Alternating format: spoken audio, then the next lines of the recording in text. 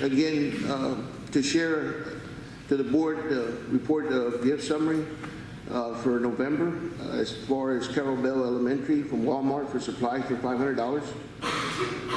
Then to the activity funds, there was to Bel Air Elementary from Peter Piper's Pizza for supplies for $186. Harndale High School from the P16 Council of Bexar County for scholarships for $500. There was also the Harndale High School, the Harndale High School 1965 Reunion Committee for scholarships for $1,228.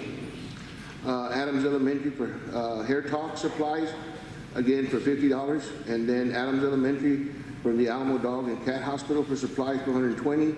Adams Elementary from River City Creations supplies for $10. And then again, Adams Elementary from Pets Barn for supplies for $10.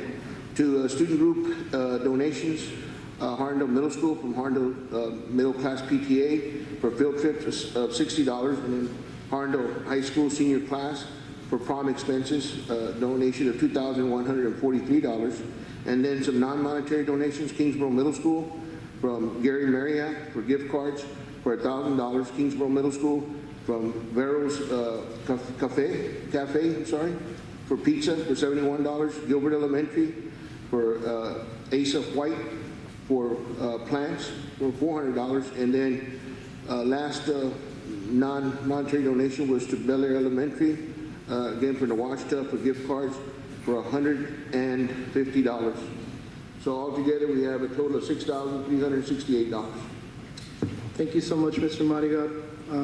Now moving on to item 6, consent. We have Mr. Chair, Yes, ma'am. I would like to make a motion to approve consent items A, B, C, D, E, F, G, unless my colleagues would like to pull any of these items. Mr. Chair, I'd like to pull out item E. Item E, so we have item E pulled.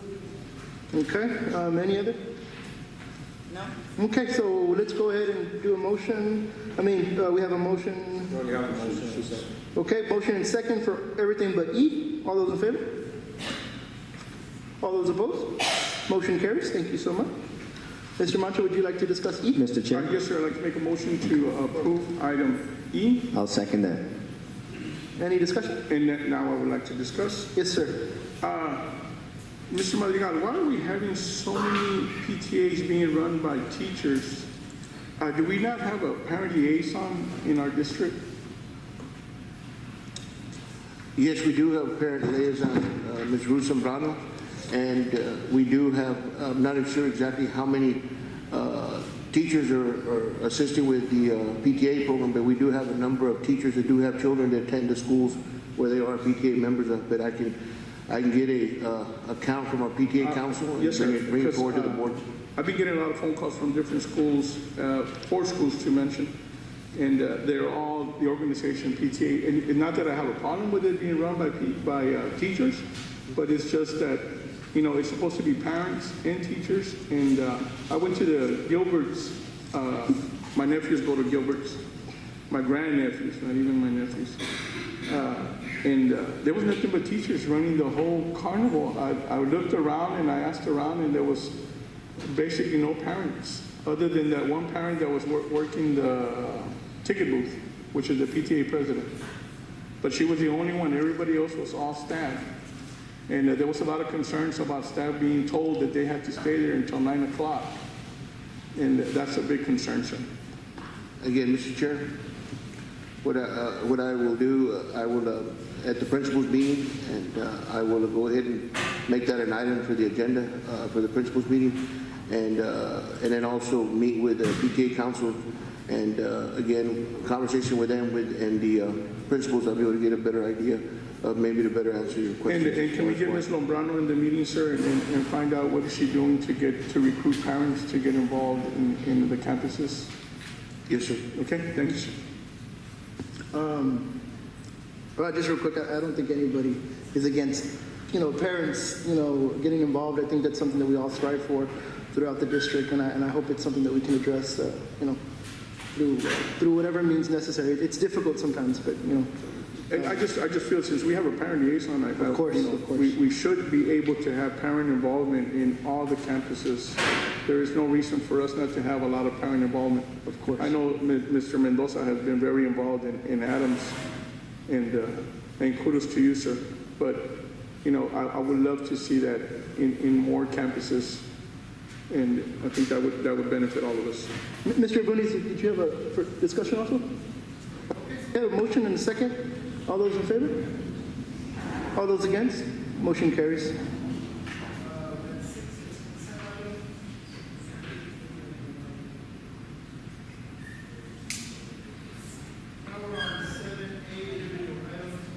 Seven A, individual items.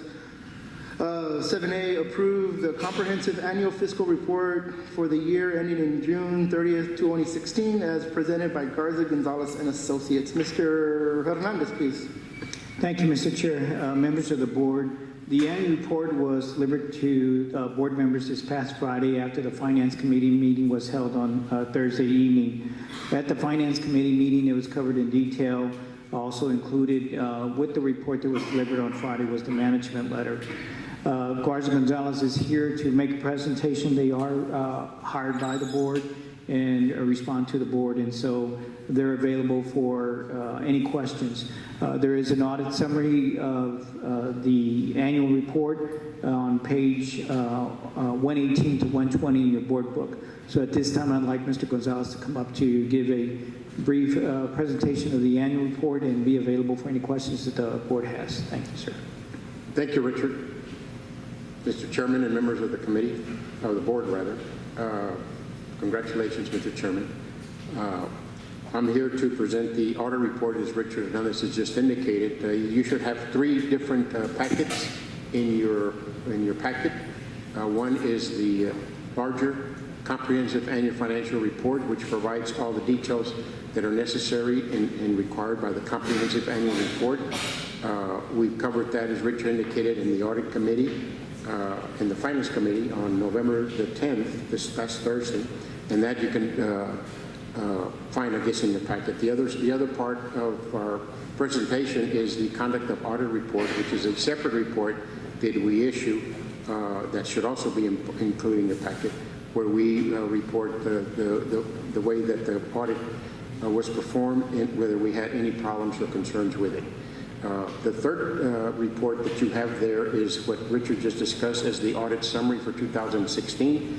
As I understand, that would be in your packet starting on page 118. And there, Richard basically shared with you in the previous item where we came in and performed the audit that's necessary in compliance with the Texas Education Agency. And we issued unmodified opinions, which are clean opinions, as it relates to the financial statements, as it relates to the government auditing standards that are required because you do administer federal funds and state funds. And in addition to our internal control letters related to the major programs as your staff administered those programs, and make sure that there was compliance in the areas that those grants require. So everything was in order, clean, unmodified opinion. There were no material weaknesses that we were reporting. There were no significant deficiencies that we identified, and no audit question caused as it relates to this report. As Richard indicated to you previously, there's your general fund balance ended with $58.1 million, and then you have a breakdown of different categories as it relates to the unassigned, the committed, and restricted, and other, but total of $58 million. A positive situation for the district. On page 71 of the large report, you'll find a budget compared to actual. And again, we covered all this in pretty much detail with the committee, so here I just want to highlight that for you. The separate report is a conduct of audit report, and in there we share with you that we perform our engagement without any restrictions from your staff. We decide on what we're going to select. We decide on what we're going to look at.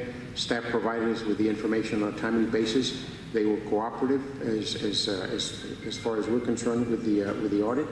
We encountered no difficulties in performing the examination, and there were three different items that are not material, but that are disclosed in the conduct of audit report, dealing with student activity funds and the way those are being handled, a procurement issue, and outstanding checks. And all those findings have been discussed at length with management, and in your conduct of audit report, you will see our finding and management's response to it and the way that they're going to be addressing it. Next year, hopefully, if we're here continuing on performing the audit, then we would follow up on those particular findings to assure that they have done what they indicate that they've done in those particular 3 items that we have disclosed. Other than that, I'd like to thank, of course, the board for appointing us to perform this audit, and I'd like to thank the staff for their full cooperation and not restricting us in any form or fashion. Thank you so much, sir. So basically what it says, guys, is we're doing a good job. You looked at the checkbook, everything's balanced, everything's doing good. So thank you so much, and thank you to Richard for all the hard work that you guys do. Any questions for Mr.? No? Thank you so much. All right. Thanks. So moving on to, We need to You need a motion. oh, I'm so sorry. See how excited I am to be present? Let's say, Mr. Chair, yeah, I move to approve the comprehensive annual financial report presented by Garza and Gonzalez and Associates, or as presented by As presented. Garza and Gonzalez and Associates. I'll second that. we have a motion and a second. Discussion? Okay, we have a motion by Mr. Moreno, second by Mr. Bundes. We'll take the vote now. All those in favor? All those against? Motion carries. Moving on to individual item number D. Is it 7B, I'm so sorry. 7B, discuss and possible action to approve the option of the warranty for the Memorial Stadium turf and process for same. Yes, Mr. Chair. Yes, sir. At this time, I'm going to go ahead and allow Mr. Soto, again, along with their athletic director, and to go ahead and share this. Okay, so in order to I'd get... like to make a motion to approve. Exactly, so let's, motion by Mr. Mancha, second by Ms. Carrillo.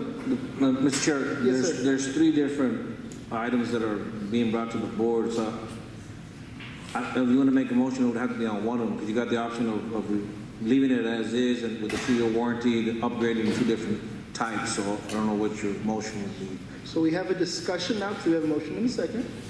So discussion... No. I need to take this motion. No, he needs to make a corrective Okay, motion. I'm sorry, so let's go back to Mr. Mancha. I would like to make a motion to approve after we survey and study and make a decision as a board to approve. I'll second that motion. We have a motion by Mr. Mancha, a second by Mr. Let the Yoder. president be bewildered, but it's okay. I just... So we have a motion and a second. Discussion. Do we have discussion? Thank you, guys. I got a question right off the bat I got to ask. Yes, sir. Why did this turf fail right off I mean, are y'all going to come up here, right? I'm sorry, I want to put whoever on the spot. Why did this turf already fail? You know, we have still a 2-year warranty, but why is it failing already? This is Eric Lutz from Field Turf, and he can explain what happened and what the procedure was and why they came to us to tell us that we had a problem with our field. Great. Thanks for the question. The reason why it failed is we were 6, 7, 8 years ago, we were buying the actual green fiber that everybody sees from a third party, from a manufacturer of the fiber. The sun ate it up. It failed. So we're warranting the system. We're going to replace the field. As you guys see in the board packet, we have different options for you. But we no longer buy the fiber from a third party. We produce it ourselves. We take care of it all in-house now. So it got us better. We learned from it. So we came to you. I have a quick question because I called on this one as well. So what's the difference between option 2 and 3? Because they're the same price, the Turf Revolution 360 and the Turf Classic HD. Different technology in the fiber. One is what we call a slit film fiber. That's our classic system. That's what you see at Texas Tech, for example, at the Detroit Lions, the Atlanta Falcons play on it. The Revolution is what you see at University of Texas, Seattle Seahawks. So which of those has a fiber that's kind of spiral? Has a spiral? Neither one has that spiral. No. Now, why would you have a spiral? What's that?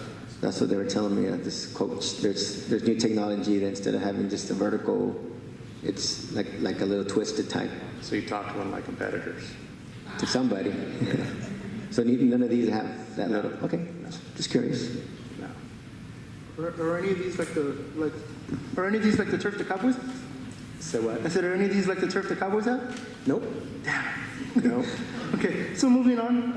Mr. Chair, I'd like to make a substitute motion. Yes, sir. I'd like to move to leave replacing the turf with the updated turf called Duraspine or Lag Fiber at no charge, and leaving the remaining 2-year warranty in place. And the reason I'll make the motion first and then I'll elaborate.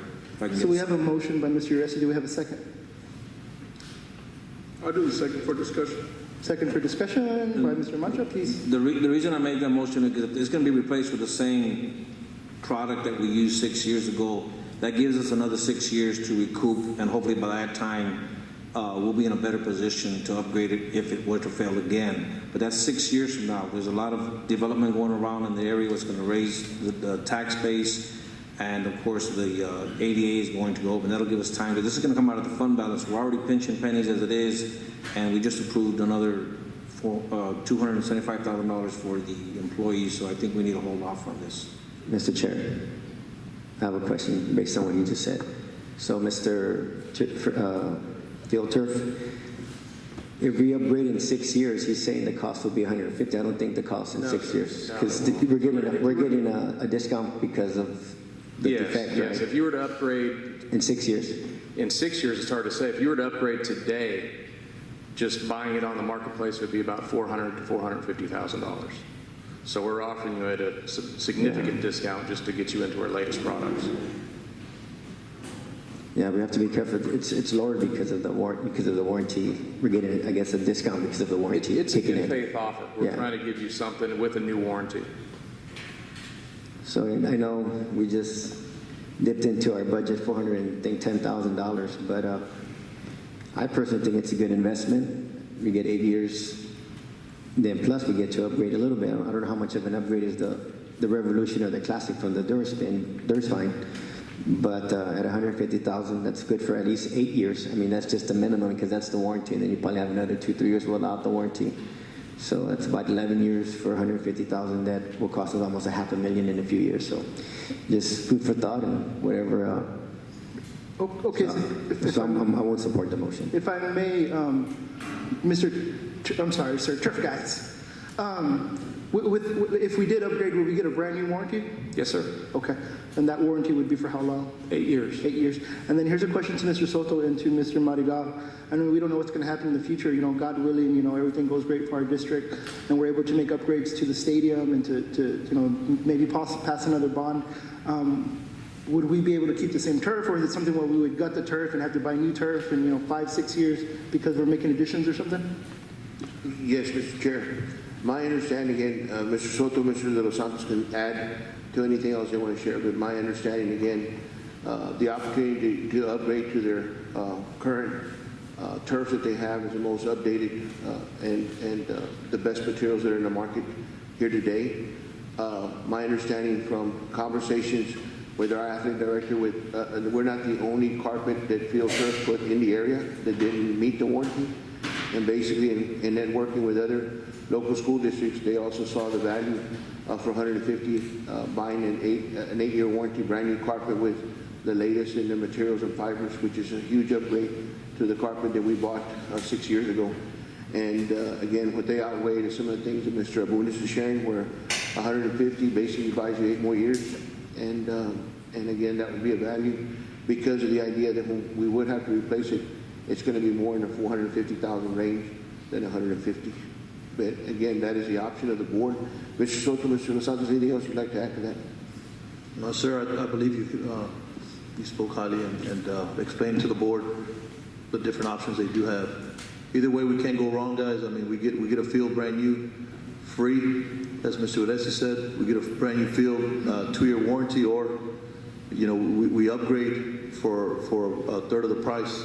Either way, the field should last us 8 to 10 years, as Mr. Eric Lutz has said. Even if we replace it at $0, it should last us 8 to 10 years.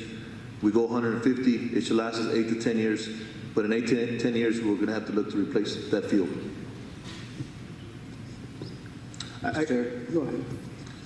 I guess just with that rationale, it kind of makes it a little bit easier for me to perhaps say that it's not necessary for us to move forward with another turf. I mean, it does give us the ability to assess. Now, I understand, I mean, unless you want to table this and be able to be a little bit more, just because it just seems a little, just looking at it right now, I'm searching it right now on the internet. So I'm looking at two, and I really can't tell the difference between either product. I mean, I can sense from when I'm on the field and feel it, but I mean, I'm assuming the best thing is that the less injuries for our kids, correct? So, I mean, to me, it's like I'd rather, if we're going to make an investment of this magnitude, I think it's necessary for us to do a little bit more research than to just come in and just, I moved to postpone until, I guess, the next meeting, right? Mr. Chair? To the regular. Yes, sir. The reason we're trying to move this up and trying to get it done, they have a time frame for this area to get this project in place for Harlandale ISD, and the best place would be this at the time would be during this Christmas break. So we're trying to get it. We're trying to get it in that time frame. Mr. Lutz, is that correct? Yeah, that's correct. It takes us 3 weeks to manufacture the product. Okay, and that's after drawings are approved and signed and everything's documented. So we have a little window in December. We could get it done before soccer season starts. That was our original thought process when we talked with Mr. Madrigal and Coach and Jerry. So again, it's totally up to you. The offer is good for 2017. We just wanted to try and accommodate you and have it in before soccer season started. Thank you so much. And then for clarification, the fibers that failed or whatever, you don't even use those fibers anymore. We're using some different, That's right. better fibers, right? That's right. Exactly. Thank you so much. We had a motion, we had a second. I'm going to go ahead and call for the vote. If it fails, we'll move on to something else. So we had a motion by... I have my recovery. Yes, ma'am, of course. Mr. Madrigal, what is your recommendation? Again, the recommendation that I received from our athletic director, Mr. Soto, was it'd be the best value for the district, and I agree with both gentlemen, is to go ahead and approve for the $150,000 and get 8 years of a new a turf that we know it's under warranty for 8 more years. The investment of $150 for 8 years, we wait again, and not knowing foresee. I don't know when we're the idea of us having to replace it again in a number of years is going to be more in the $450,000 range. The only reason why they're even allowing us to have it at this dollar amount is because they're in here to service a few other carpets. And again, I do commend Field Turf for they were the ones that came to us to tell us that the fiber had a defect and they wanted to warranty it and they were going to put in a new carpet. And that speaks volumes. When we hired Field Turf, they were the best known in the business, and I commend them for doing that. So they're just giving us an opportunity to add value for a fee that, again, they can't offer that in a few years. So that's the reason that staff is recommending the new turf. I just have one final question. So between the 360 and the HD, which would you say would provide more safety or more cushion for They're both going to be the exact same for safety. As far as performance, are going to be the same. As far as your traction goes, ball roll, if you're playing soccer on it, soccer games, the Revolution product is a bit better. The classic system, the HD, it's the exact same infill system, so you're not going to see a difference in the safety level. So it's totally up to you. Okay, Mr. You made the motion. Do you still want to proceed with your motion? Mr. Mancha second the motion. Let's go and take the vote. All those in favor? All those against? And we're going to go and try a different option. So, but anybody want to make a motion for a different option? I want to make, Mr. Chair, Yes, sir. I want to make a motion to upgrade the turf to Field Turf Revolution 360 at $150,000 with a new 8-year warranty period. I second. Second, any discussion? I just have an issue. Mr. Soto called my office in regards to the competitive bidding statute because this purchase or the cost of the upgrade is going to be in excess of the $50,000 limit. I've looked into it and I could discuss that in executive session, the legal issues concerned with the upgrade. I guess the only question right now for discussion would be, can we legally make this motion? Well, yes, you could, but then it goes to the contractor you use to actually perform the service. I think you can do it. I just could discuss it in closed session or consultation with the attorney. Do you want us to go into closed session right now? Chair, I'd like to make a motion to add this to the closed agenda items and come back and make a decision when we come out. Yeah, I'll second that. yeah, I agree. What that means, guys, y'all are gonna have to stay a little bit later. So sorry. We had a motion, a second to move it to closed agenda. Take a vote. Motion carries. We have to move that to the closed session.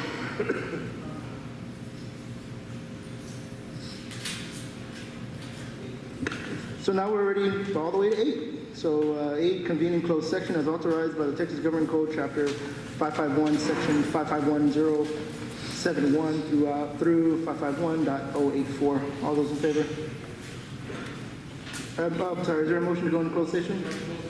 I second. Vote. I promise to get better, guys. Thank you so much.